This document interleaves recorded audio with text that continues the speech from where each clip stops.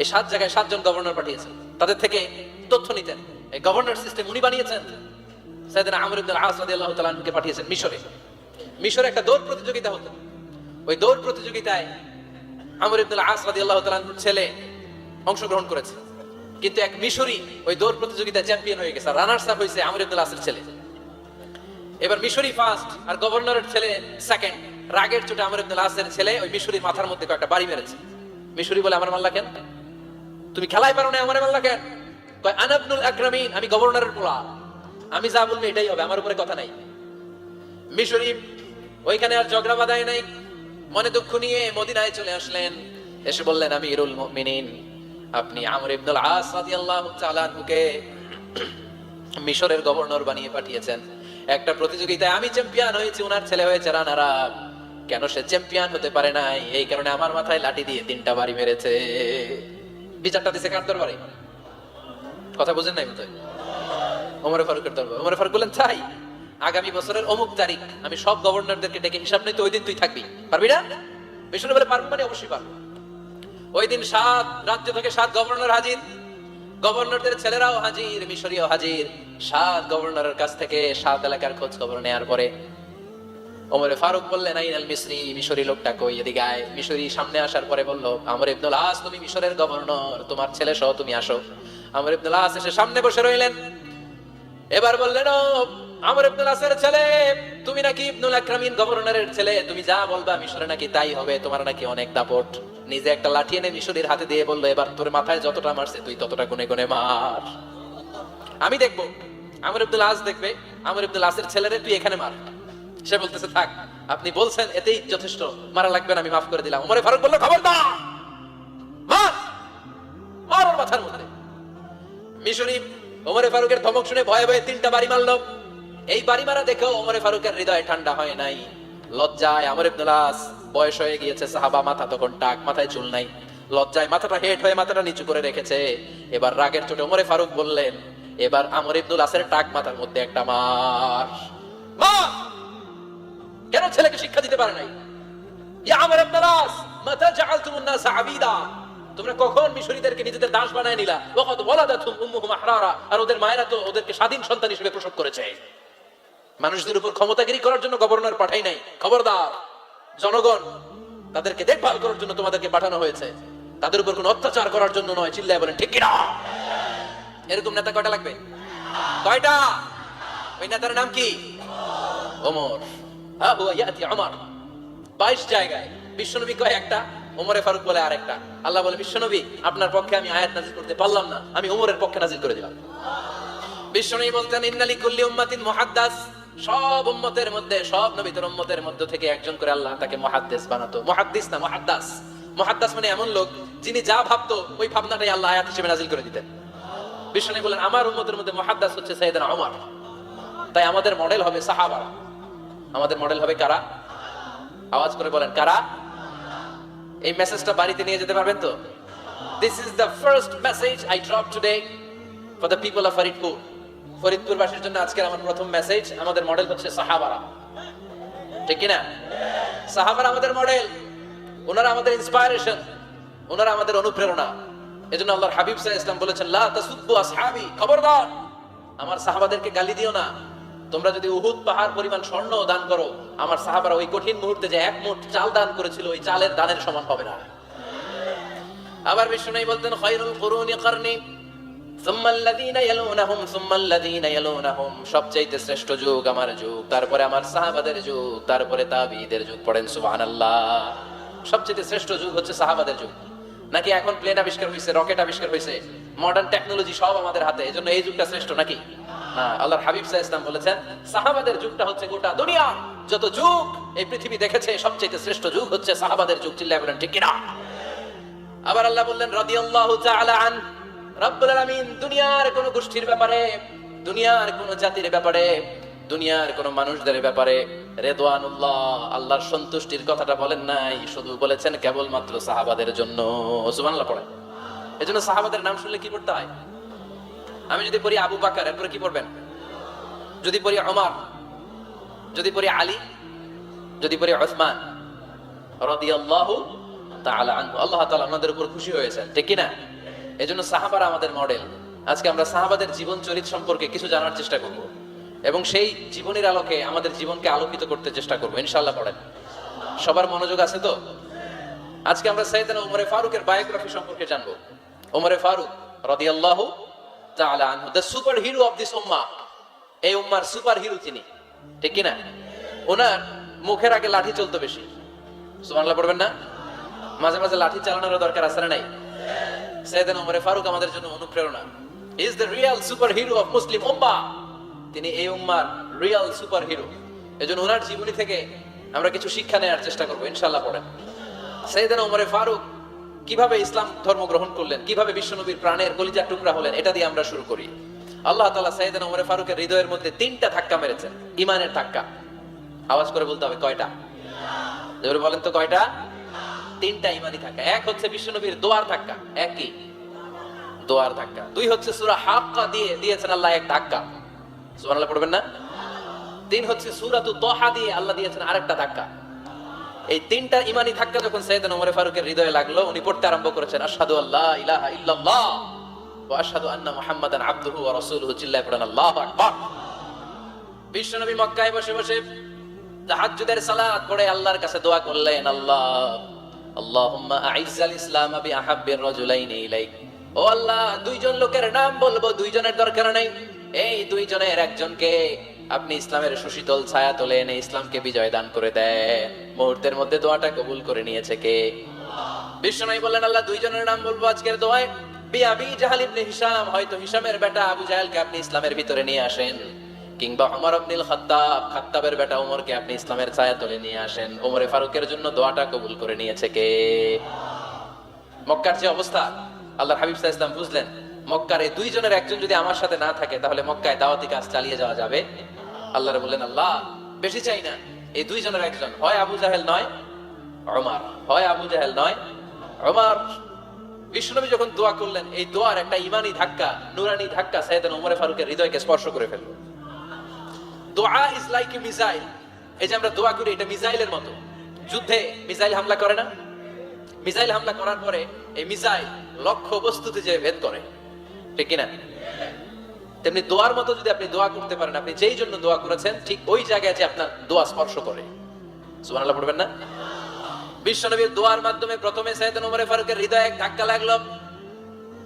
2 নম্বরে রব্বুল আলামিন সূরাতুল হাক্কা দিয়ে ওমর ফারুকের হৃদয়ের মধ্যে দিলেন এক ধাক্কা। পড়েন আল্লাহু আকবার। কোরআনের ভেতরে সূরাতুল হাক্কা নামে একটা সূরা আছে না নাই? আল হাক্কাতু মাল হাক্কা ওয়া মা আদরাকা মাল হাক্কা। পড়েন আল্লাহু আকবার। বিশ্বনবী যখন দোয়া করলেন, ওই দোয়া যখন সাইয়েদনা ওমর ফারুকের হৃদয় স্পর্শ করলো, সাইয়েদনা ওমর ফারুক সব সময় বিশ্বনবীকে ফলো করতে আরম্ভ করলেন। বিশ্বনবী ডানে গেলে লুকিয়ে লুকিয়ে ওমর ফারুক ডানে যায়, বিশ্বনবী বায়ে গেলে লুকিয়ে লুকিয়ে ওমর ফারুক বায়ে যায়। বিশ্বনবী একবার মসজিদুল হারামে যে নামাজ পড়তে শুরু করলেন, ওমর ফারুক তখন বিশ্বনবীর পিছু পিছু ছদ্মবেশে পেছন থেকে যে বিশ্বনবী কিভাবে নামাজ পড়ে দেখতে শুরু করলেন। বিশ্বনবী ইন দা মিন টাইম এশারা নামাজে আল হাক্কাতু মাল হাক্কা তেলাওয়াত শুরু করে দিলেন। আল হাক্কাতু মাল হাক্কা তেলাওয়াত শুরু করে দিলেন। তেলাওয়াত করতে করতে বিশ্বনবী যখন তেলাওয়াত করতেছে, ওমর ফারুক এরকম দুলতেছে আর মজা পাচ্ছে। ও মিয়া, বিশ্বনবীর কণ্ঠ বুঝি আমার মতো কণ্ঠ, আপনার মতো কণ্ঠ, আহমদ বিন ইউসুফের কণ্ঠ, আব্দুল বাসিতের কণ্ঠ না? বিশ্বনবীর গলায় যে কি সুরের ঝংকার আল্লাহ দিয়েছেন, কি সুরের লহরী আল্লাহ দিয়েছেন, একবার যে শুনতো পাগল হয়ে যেত। আল্লাহু আকবার। বিশ্বনবী সূরা হাক্কা মন্ত্রমুগ্ধ তেলাওয়াতে, মন্ত্রমুগ্ধ সুর দিয়ে, মন্ত্রমুগ্ধ কণ্ঠ দিয়ে তেলাওয়াত করতে লাগলেন। এশার সালাতে ওমর ফারুক দুলতে লাগলেন। ওমর ফারুক যত শুনে অবাক হয়ে যায়, যত শুনে অবাক হয়ে যায়, যতই শুনে অবাক। কিরে? কারণ তিনি আরবি ভাষা বুঝতেন। এত সুন্দর শব্দের গাঁথনি, এত প্রাঞ্জল বর্ণনা, এত সুন্দর অন্তমিল, এটা কবিতা না হয়ে পারে না। উনি মনে মনে ভাবলেন, এটা মনে হয় কবিতা। It might be poem, it could be poem. Muhammad মনে হয় কবি হয়ে গেছে, তার কাব্য প্রতিভা দিয়ে সে এটা বানিয়েছে। তা না হলে এত সুন্দর কথা, এটা কবিতা না হয়ে পারে। ইন দ্য মিন টাইম বিশ্বনবী কিন্তু দেখতেছে না যে পেছনে ওমর। বিশ্বনবী তেলাওয়াত করছিলেন। ইন দ্য মিন টাইম বিশ্বনবী পড়ছিলেন, ওমা হুয়া বিকাউলি শাইরিন কলিলাম মা তুমিনুন। এই আয়াতের অর্থ হলো এটা কোনো কবির কথা নয়, খুব অল্প সংখ্যক লোকই তোমরা ঈমান আনো। সুবহানাল্লাহ পড়েন। এটাকে বলে কোইন্সিডেন্ট। কোইন্সিডেন্ট হুট করে অনেক সময় মিলে যায়, যায় কি যায় না? আপনি একজনের কথা ভাবতেছেন বাজারে গেলেন, বাজারে যেই দেখেন ওই লোকটা দাঁড়ায় আছে, এরকম হয় কি হয় না? কোইন্সিডেন্ট। ওমর ফারুক মনে মনে যেটা ভাবতেছে ওই কথা দিয়ে বিশ্বনবী তেলাওয়াত করতেছে, আল্লাহু আকবার। বিশ্বনবী যে আয়াত তেলাওয়াত করছিলেন, আয়াতের অর্থ হলো এটা কোনো কবির বানানো কবিতা না, খুব অল্প সংখ্যক লোকই তোমরা ঈমান আনো। ওমর ফারুক আটকে উঠলেন, থমকে দাঁড়ালেন। ঘটনা কি? আমি মনে মনে ভাবলাম, কি রে, এত সুন্দর কথা, এটা তো মানুষের কথা হতে পারে না, এটা নিশ্চয়ই কবিতা, কবির কথা। কিন্তু মুহাম্মদ এখন আবার পড়তেছে ওমা হুয়া বিকাউলি শাইর, এটা কোনো শায়েরের কবির কথা নয়। কলিলাম মা তুমিনুন, অল্পই তোমরা ঈমান আনো। তার মানে আমার মনে যা আসলে মুহাম্মদ এটা টের পায়। মুহাম্মদ গণক, নাউজুবিল্লাহ পড়বেন না? মুহাম্মদ অনেক বড় মাপের একজন গণক। মানুষের হৃদয়ে কি চলে, মনে মনে কি ভাবে, মুহাম্মদ না দেখেও বলে দিতে পারে। ইন দা মিন টাইম বিশ্বনবী পরের আয়াতে বললেন, ওয়ালা বিকাউলি কাহিনিন কলিলাম মা তাযাক্কারুন। এই আয়াতের অর্থ হলো এটা কোনো গণকের বানানো গণনা নয়, খুব অল্প সংখ্যক লোকই তোমরা উপদেশ হিসেবে এটাকে মানো। সুবহানাল্লাহ পড়েন। এবার আর উমরে ফারুকের সহ্য হয় না, কি আজীব তামাশা। প্রথমে মনে করলাম কবিতা, মুহাম্মদ কয় কবি না, সে কবি না, এটা কবিতা না। তারপরে ভাবলাম সে গণক, সে আয়াত পরে পরে বলে দিল এটা গণনা নয়, তাহলে এটা কি? এটা কি কবিতাও না, গণনাও না, তাহলে এটা কি? বিশ্বনবী তখন বললেন, তানজিলুম মির রাব্বিল আলামিন। সুবহানাল্লাহ পড়েন। পরের আয়াত ছিল তানজিলুম মির রাব্বিল আলামিন। এটা দুনিয়ার কোনো কবির বানানো কবিতা না, এটা কোনো গণকের গণনা না, এটা কোনো সাহিত্যিকের বানানো সাহিত্য নয়, এটা মহাবিশ্বের পরিচালক রব্বুল আলামিনের কাছ থেকে পাঠানো কিতাব কোরআন। সূরা হাক্কার ধাক্কায় ওমর ফারুক গাইড। প্রথমে ধাক্কাটা লাগলো যে দোয়া। বিশ্বনবী তাহাজ্জুদে কেঁদে দোয়া করলেন, আল্লাহ হয় আবু জাহেলরে দিবা নাইলে ওমররে দিবা। ওই দোয়া ওমর ফারুকের হৃদয়ে ছোঁয়া লেগেছে। এরপরে হাক্কা, সূরাতুল হাক্কা দিয়ে দিলে এক ধাক্কা। এই ধাক্কা খেয়ে উথাল পাথাল হৃদয়ের মধ্যে, হায় রে, এ কি বাণী, এ কেমন কথা, কে মুহাম্মদ? তারপরে শয়তানের ওয়াসওয়াসা আছে না নাই? আল্লাহ বলে, যতই ওয়াসওয়াসা ওমরকে দেয়া হোক, আমি ওমরে ফারুককে মুসলিম উম্মতের সেনাপতি বানিয়ে ছাড়বো, আমি সেনাপতি বানাবো। এবার 3 নাম্বার ডোজ। ডাক্তারের কাছে গেলে প্রথমে দেখবেন সিম্পল ডোজ দেয়, নরমাল ওষুধ, এটাতে কাজ না হলে ডোজ বাড়ায়, একেবারে কাজ না হলে অ্যান্টিবায়োটিক মারে, আছে না নাই? আল্লাহ প্রথমে দোয়ার ছোঁয়া লাগালেন, তারপর সূরা হাক্কা দিয়ে ধাক্কা মারলেন। এরপরে রব্বুল আলামিন বলেন, এবার 3 নাম্বার ডোজ, সূরা তহা দিয়ে আমি তোমার হৃদয়টারে উজালা বানায় দেব রে ওমর। শয়তান দিতে ওয়াসওয়াসা, খেলা দুই দিক থেকে চলতেছে।